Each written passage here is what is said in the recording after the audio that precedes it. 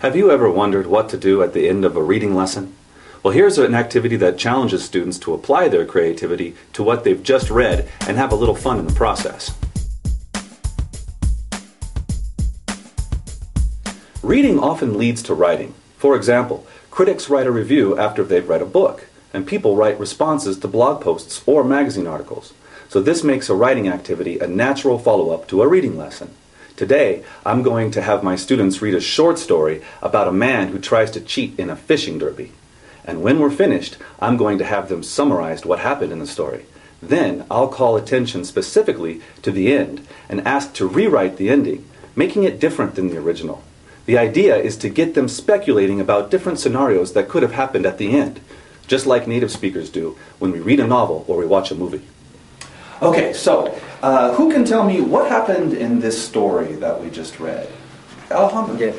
It is a story about a man, his name is Henry, and he have a plan to win the contest of the fishing salmon, and he decided to catch a salmon and then put the salmon in a tank to feed and grown up to the fish for present then at the contest. This is the one part of the story. Excellent. How do you feel about Alejandro's summary? Did he cover everything? No. Okay. Do you want to add more to that, Isabel? Okay. When he caught the fish. The fish. Well, he at the beginning the fish in the tank was sad or sick, and he refused to eat. Okay. But after that, after a few days, he began to eat any kind of food, and the fish began to grow. Good, good. And let's move to the end of the story, and let's specifically look at the end. What happened in the very end? Give me more of a summary of the very end. Lorena? Yes. Well, he had planned and finally kill the fish. So he had planned to kill the fish? Yes, at the beginning. Okay. But finally he felt love for this fish. Good. And finally he let it go. Excellent. So he had a change of heart. So that's the ending of this story. Now, your exercise today is to write a different ending, okay? And so the ending can be one paragraph. It's fine. So everybody, please take your pens and papers and think of a different possible ending for this story. And yeah, please write one paragraph on your papers. I will be going around and checking. If you have any questions, please let me know. Don't worry too much about your punctuation today. Okay. Try to get your idea out on paper.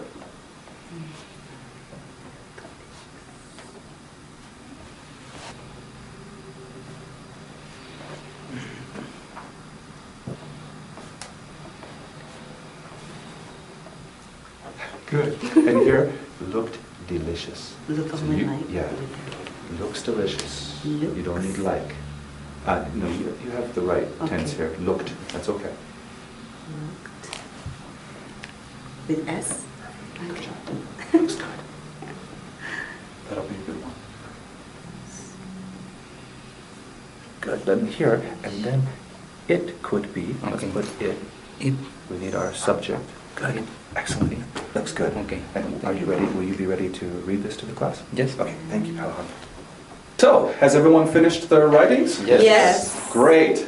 I'm looking forward to hearing all of your endings. Let's have Isabel please come on up and read your ending to the class. So, please bring your paper up here and let's hear an alternate ending to this story. So Henry felt love for the fish, and he discovered that Sam wants a wife. He wants to have a little fishes. He wants to have a little fish. A little fish. Good. To keep the fish and send it to an aquarium because the fish was a good size. he fall in love, and after a few days, they have a big family.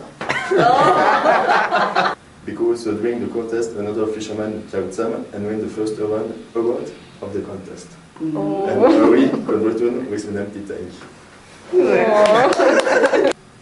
I'd him because the fish was very big and looked delicious. Poor fish. That was sort of a sad ending too.